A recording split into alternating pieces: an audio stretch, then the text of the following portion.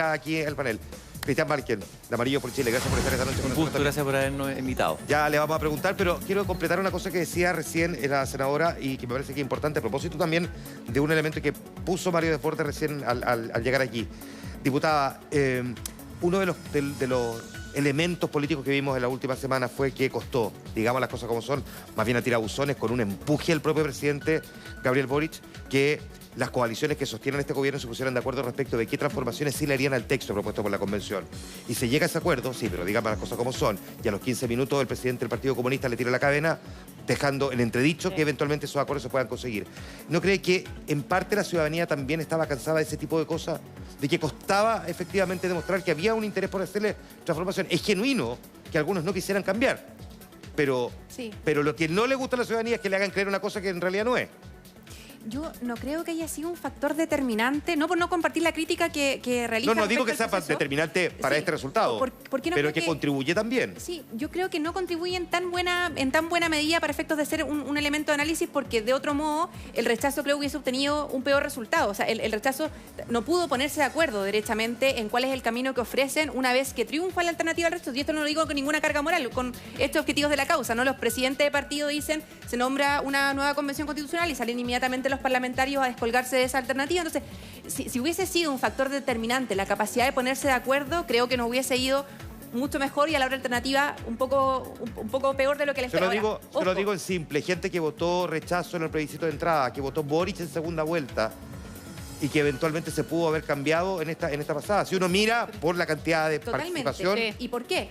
Y yo creo que es por la sencilla razón de que esta propuesta constitucional no logró concitar un camino de acuerdo, un camino de confianza, un camino de diálogo que le hiciese sentido a la ciudadanía, sin renunciar, insisto, a la idea de cambio. Y en esto yo comparto las palabras de la senadora Alejandra Sepúlveda.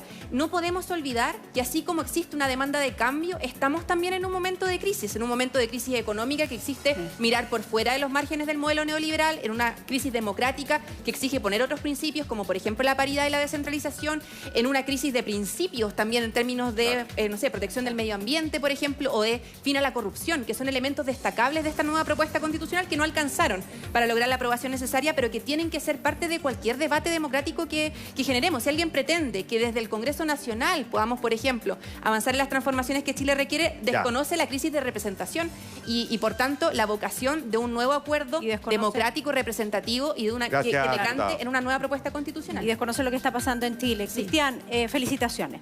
Felicitaciones por todo lo logrado hasta ahora, y te lo digo por lo siguiente, porque llegó un momento en la historia reciente de nuestro país donde no se podía decir absolutamente nada y éramos todos catalogados de amarillos, ¿no? Amarillo porque no te pones básicamente en una posición extrema. La prensa amarilla, la gente amarilla, y realmente era bastante agresivo. Y ustedes salen, fundan este movimiento y dicen, nosotros somos los amarillos por Chile y vamos a explicar quiénes somos. Y parece que mayoritariamente hay mucho amarillo entre la población. Bueno, lo primero que quiero decir es que la señal que ha dado la ciudadanía de Chile hoy día, esta noche, es de una potencia tan grande que yo espero que la clase política transversalmente esté a la altura de ese mensaje que la ciudadanía está enviando. Eso es lo primero. Lo segundo, a nosotros nos costó mucho cruzar el río. No es fácil salir a decir estamos por el rechazo viniendo del mundo de la centroizquierda. Nos costó cancelación, nos costó funa, nos costó ataques. ¿Para qué voy a victimizarme? No me interesa victimizarme, pero quiero decir que es lamentable que en una democracia dentro de un mismo sector no puedan haber matices y opiniones diversas. Nosotros en febrero alertamos en nuestro primer manifiesto que si la convención seguía en esa deriva refundacional de querer inventarlo todo desde cero, eso iba a significar obviamente que íbamos a llegar a un escenario como el que estamos hoy día, en que iba a triunfar el rechazo. Nos acusaron de catastrofistas, nos denostaron, nos insultaron. Yo no digo que la cancelación solamente se dé en la izquierda, también se da en la derecha. Hay gente que quiso votar por el apruebo. Es transversal. En el plebiscito de entrada y también fueron cancelados de alguna manera. Creo que tenemos que superar y ir más allá de eso. Lo que necesita Chile urgente hoy es diálogo, pero diálogo de verdad. Y lamentablemente aquí hay un sector de una izquierda más radical que se ha puesto en un púlpito de superioridad moral diciendo que tiene la verdad y que todos los que estamos en la otra orilla somos malos. Somos malos y no tenemos la verdad. Y la verdad no existe. La verdad se construye, sobre todo cuando uno prepara un texto constitucional. Y la población chilena rechazó instintivamente. Yo creo que esto es un triunfo el triunfo del rechazo no es un triunfo de la derecha, es un triunfo del pueblo de Chile, la gente común y corriente. Yo recorrí Chile en esta campaña y me impresionó. Cristian, yo sabía que íbamos a tener un triunfo como este. Sí, déjame hacer la pregunta a usted, pero en realidad la pregunta a los cuatro. Me lo odiar por la pregunta, pero va a ser igual. Mario Desbordes, diputada, senadora, Cristian. Si hay una nueva convención constitucional, ¿le gustaría ser convencional constituyente? Uf. ¿Sí o no? Sí. Sería convencional. Pero con la verdad. Mire, lejos lo más visto en este momento en la televisión. Mira, no, yo tengo un rol en el Congreso que en ningún caso me gustaría dejar de cumplir. No le gustaría dejar. ¿Usted? No, yo tampoco. Yo creo que tenemos un rol hoy día muy importante que jugar en el Congreso. El presidente lo ha dicho así y yo creo que ya vamos. No. No, sin pero ni nada. No, la verdad, yo apoyaría. Creo que dentro de Amarillo hay constitucionalistas, hay gente que puede ser un gran aporte, pero uno tiene que saber las virtudes que uno tiene. Yo no creo que tiene que ir gente que sepa, que represente a la ciudadanía, pero que también tenga una cierta preparación. Tiene que haber un equilibrio. Bueno, pero uno de cuatro, ¿ah? Uno de cuatro. Yo no quiero ser uno de cuatro. No quiero ser pero convencional. Es que, claro, hoy día no estamos muy popular ser convencional. Pero Mario Desbordes dice que Mario sí, ni lo dudo. Mario va. Sería un gran convencional. Ya, ahora, ahí me quiero tomar de un punto y también reiterar la pregunta a todos. Cuando comenzó a formarse, ya porque teníamos la estructura de lo que iba a ser la convención, se hizo el plebiscito de entrada, etcétera, con lo que ya sabemos, se comenzaron a buscar los candidatos. ¿Faltó preparación también de los candidatos? ¿Mario? No, yo creo que nos pilló en un escenario bien complejo, con la política muy desprestigiada, con los partidos muy complicados. Además, en el caso de la centroderecha, yo lo he dicho, el presidente Piñera fue al Tribunal Constitucional en plena campaña contra un 10%, cuestión que, por supuesto, generó un cambio de ambiente a los candidatos nuestros. Pero con todo, mira, yo creo que el escenario de hoy es muy distinto. En lo personal, creo que nadie se puede restar, salvo las parlamentarias acá presentes, porque tienen toda la razón. Les va a tocar un rol que es paralelo. Que es súper importante. Usted dice que nadie se puede restar, por ejemplo, Soledad Neto también podría ser convencional. Por supuesto que sí. Pero, por ejemplo, cuando a mí alguien me lo preguntó, yo dije, ¿cómo yo voy a participar en la escritura de una convención, de una constitución? Yo me hice esa propia reflexión. Entonces, a veces uno veía la convención y decía, ¿cómo? Algunos no hicieron esa reflexión, que no tenían las competencias adecuadas para escribir la ley fundamental de la República. Es una buena pregunta. Déjame despedir primero a la senadora porque sé que la senadora se tiene que ir. Pero les he preguntado, ¿es necesario tener esas competencias específicas? Quiero recordar que hasta la mamá del presidente de la República lo planteó en una entrevista, que ella se imaginaba que la convención iba a tener otro tipo de expertos discutiéndolo. O sea, yo creo que hay que tener cierto grado de expertise, pero también están tus asesores para que eso ocurra. Pero además de eso, yo creo que hay que tener criterio. Hay que tener criterio, hay que tener capacidad de diálogo, hay que entender al otro y hay que tener una profunda conexión con la ciudadanía. Una profunda conexión con lo que está pasando. Todo eso requisito pero no, ahora si se están candidateando... yo no estoy candidateando a ella. Después me voy a retar, pero... No, le queremos agradecer que esté con nosotros. Gracias, senadora. Cristian, volviendo con lo que estábamos discutiendo recién, ¿cuál es la fórmula, creen ustedes, para escribir un nuevo texto? No, yo no tengo una fórmula. ¿Amarillos la tienen? No, tampoco tenemos una fórmula. Estamos conversándolo y discutiéndolo. Yo creo, personalmente pienso o intuyo que la convención es el mecanismo más democrático y donde... Porque el otro mecanismo de hacer una constitución dentro del Congreso, pero un poco de espalda a la ciudadanía, puede generar un rechazo de parte de la ciudadanía. Yo creo que hay que hacer una nueva convención, pero con nuevas reglas. Pero lo más importante de todo es hacer, antes que nada, un gran acuerdo nacional.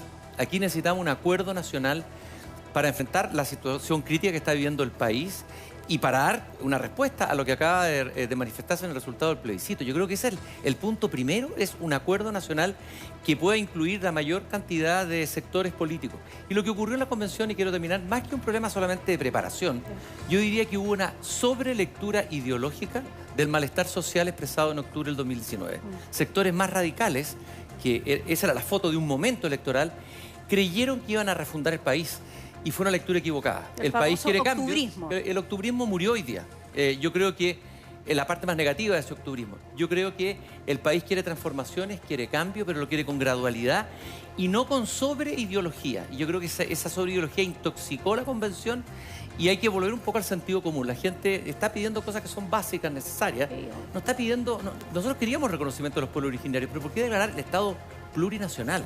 ¿Por qué eliminar el Senado? Se quisieron dar ciertos gustos a partir de, yo diría, unos delirios teóricos, pero desconectados de la realidad. Si el golpe que ha dado la realidad hoy día es brutal, un 61% del país, eso no es pura votación de la derecha. Antes de que llegaras, de hecho estábamos hablando, yo les preguntaba sobre eso, si se habían inventado un país que efectivamente no existía. Y yo me pregunto, ¿y la izquierda más radical no se hace una autocrítica hoy día? Una autocrítica profunda, cuando uno tiene una derrota de esta magnitud, ¿cómo hay que mirar mismo esto? Que no espera una autocrítica. Les pido a los cuatro, y aprovecho de incorporar también acá en Yomans de Convergencia Social, ¿cómo hay que mirar esto? Porque uno mira momentos de la política y dice, mira, 80-20.